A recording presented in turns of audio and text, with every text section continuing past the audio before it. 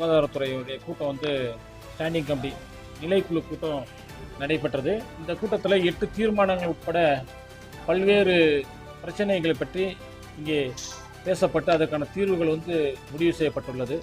8 தீர்மானங்களுக்கு அடுத்தது இந்த ஆண்டு மார்ச் மாதம் 3ஆம் தேதி ஒசூர் ஸ்ரீ சந்திரசூடேஸ்வரர் தேர் திருவிழா மிக விமர்சையாக நடைபெறுகின்ற அந்த விழாவிற்கு காலையில் ஒரு 5:30 மணிக்கே தேரோட்டம் வந்து நடைபெற இருக்கிறது.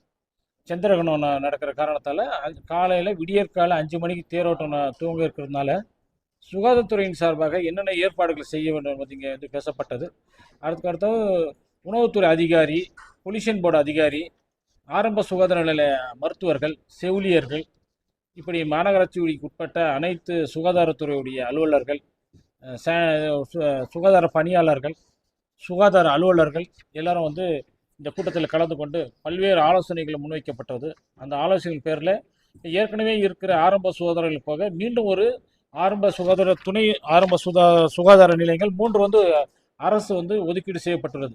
ஒன்று வந்து முனீஸ்வர் நகர், இன்னொன்று வந்து இமாம்பாடா, இன்னொன்று வந்து நேரு நகர். இந்த 3 ஆரம்ப துணை சுகாதார நிலையங்கள் வந்து விரைவில் டெண்டர் விடுற ஸ்டேஜில் இருக்குது. ஒவ்வொரு கட்டிடமும் வந்து சுமார் வந்து 30 லட்சம் ரூபாய் மதிப்பில் வந்து அரசு ஒதுக்கீடு செய்யப்பட்டுள்ளது.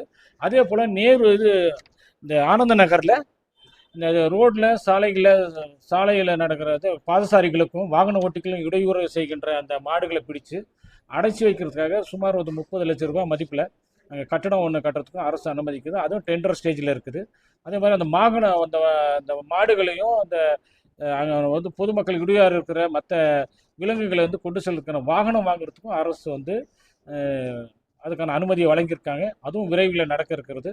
அது மட்டும் இல்லாமல் பிளாஸ்டிக் வந்து ஓசூரில் அதிக அளவில் வந்து புழக்கத்தில் இருக்குது. இந்த தள்ளு வண்டி கடைகளில் டீ, சாம்பார், சட்னி இது போன்ற இதுக்கெல்லாம் அதிக அளவில் பிளாஸ்டிக் பயன்படுத்துகிறாங்க. திரும்ப வந்து விருந்துகளில் வந்து பிளாஸ்டிக் வாழை இலை போல் இருக்கிற அந்த இலையை பயன்படுத்துகிறாங்க.